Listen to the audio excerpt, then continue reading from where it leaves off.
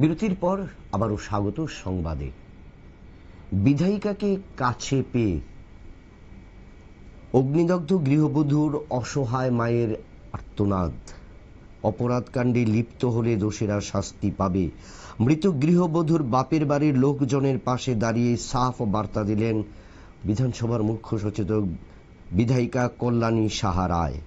উল্লেখ্য, শনিবার সন্ধ্যায় তেলিয়ামুড়া থানা থেকে ঢিলছোড়া দূরত্বে অবস্থিত শান্তিনগর গ্রামে অগ্নিদগ্ধ হয়ে দীপান্বিতা সরকার পাল নামের 23 বছর বয়সী এক গৃহবধূর রহস্যজনকভাবে মৃত্যু হয়। এই ঘটনার প্রকৃত দোষীরা যাতে শাস্তি পায় সে বিষয়ে রবিবার দুপুরে তেলিয়ামুড়ার থানায় আসেন বিধায়িকা কল্যাণী সাহা রায়। তিনি কথা বলেছেন তেলিয়ামুড়া থানার ওসির সাথে।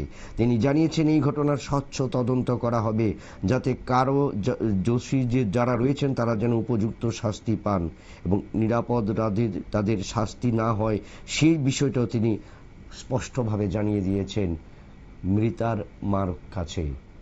কল্যাণী সাহা রায় কি বললেন সে বিষয়ে আমরা শুনব।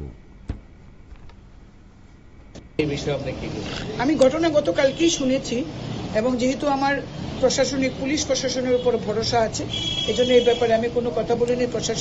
পুলিশ প্রশাসন তার কাজ করবে এবং এটা ওসি সাহেবের এখতিয়ারও না, যেহেতু উইদিন 7 years অফ ম্যারেজ এই ধরনের হত্যাই হোক আর আত্মহত্যাই হোক, যেটাই হোক, এটা ওসি সাহেব হয়তো আরও থাকবেন, রেকর্ডিং অফিসার থাকবেন, ডিএসপি লেভেলে সেটা ইনভেস্টিগেশন হবে।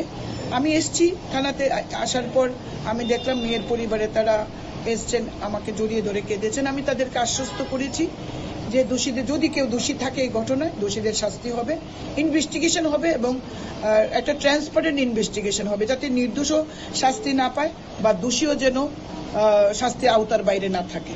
সুতরাং ইনভেস্টিগেশন চলতে থাকবে as per procedure. Within 7 years of marriage যদি যে কোনো আনন্যাচারাল ডেথ হয়, পুলিশ এটা কঠোর দৃষ্টিভঙ্গি নেয়। আপনারা শুনলেন বিধায়িকা কল্যাণী সাহা রায়ের বক্তব্য।